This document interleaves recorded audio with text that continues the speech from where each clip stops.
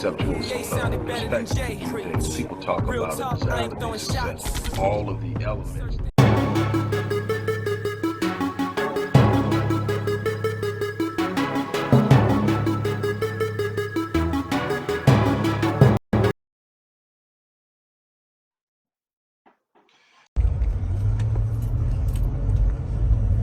Hey everybody, Dr. Rick Wallace here, dropping in on you. I've already, hopefully by now, uploaded my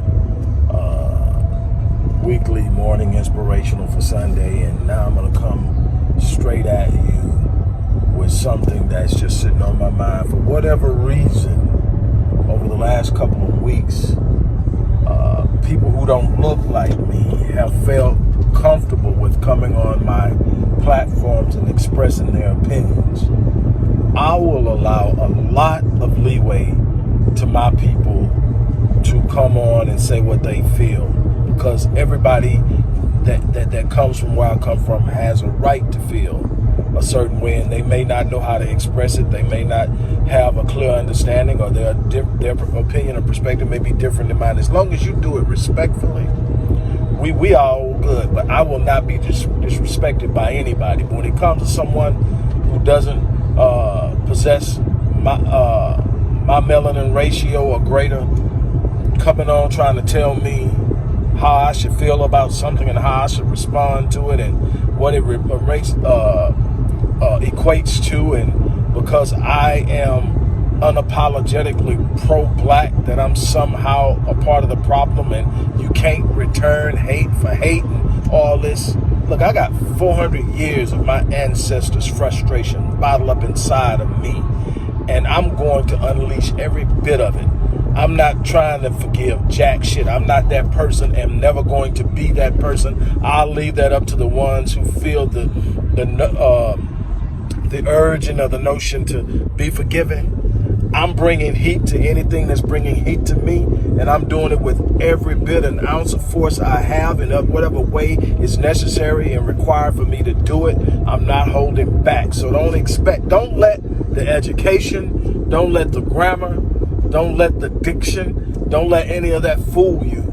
I am still that dude from 9027 Tite Street in Clinton Park, Texas. I will bust your ass. I have no problem making you feel me. Somebody gonna tell me, because I'm sitting up pointing out the stuff that racists have done to us over the last 400 years, that I'm just as bad and I'm returning hate and I'm gonna burn too. My response to him was, after I told him, ladies excuse me, after I told him fuck him, those words, I then told him, I have absolutely no problem burning as long as you motherfuckers burn too.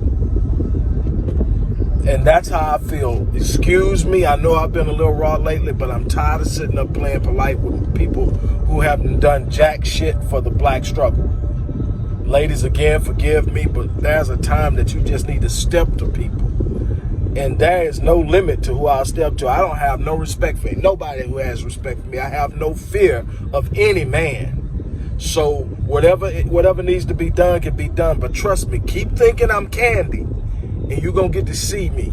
You're going to get to feel me. I promise you that. On that note, I'm checking out of here. Peace.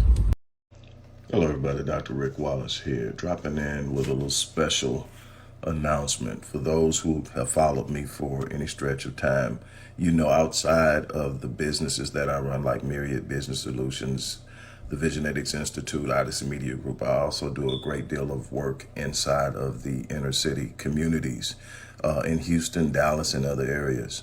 I'm asking now, as we push a fundraiser, that you support what the Odyssey Project is doing in the inner cities, especially with programs like Black Men Lead, which is a rite of passage initiative, and Restoring Ghettos Forgotten Daughters, which is a program focused on helping young girls, but boys as well, suffering from childhood sexual abuse, rape, molestation, domestic abuse, absentee fatherhood, and so many other things.